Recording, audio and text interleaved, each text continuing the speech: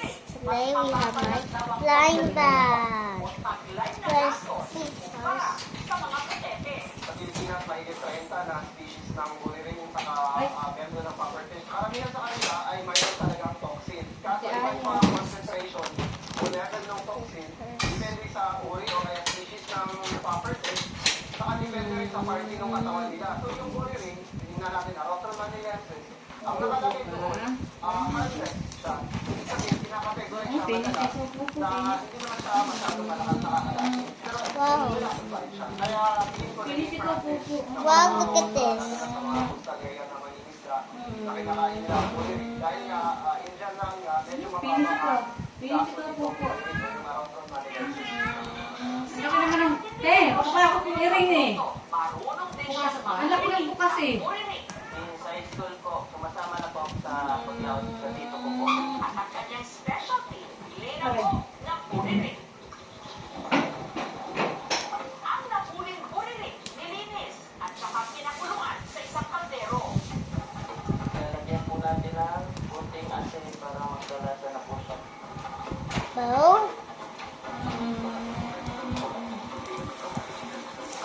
Lumangkot, isa-isang tinanggal ang ulo at tinik ng isda. Let's go, after that, let's go,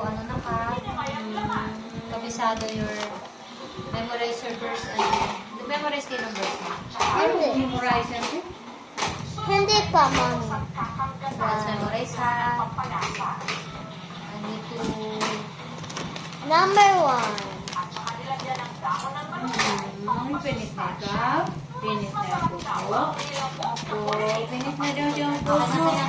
Akin na yung yung white. baka naman. Pinit na daw yung... Nagtuto ko kanina pagkagising. Very good. 4. Nung nagising na siya. Mommy, I don't sleep. Because I can't sleep eh. Kasi you don't try ata to sleep eh. You just try not to sleep like this, oh. And then you think of beautiful things. Sleep na sana. Eksakto naman nagising din to. Kasi nauna naman tutulog.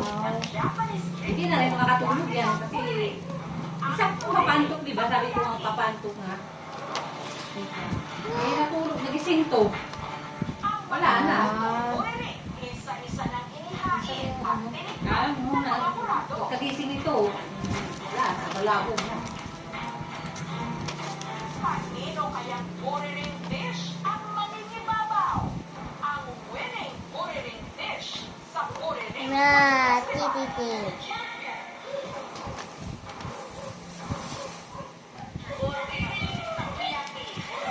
Napakasaya kasi hindi ko ni-expect na ako Point, point, point, point. looking forward sa month lang. Volleyball. Kung saan makakatikim na kami ng masarap na Bye-bye.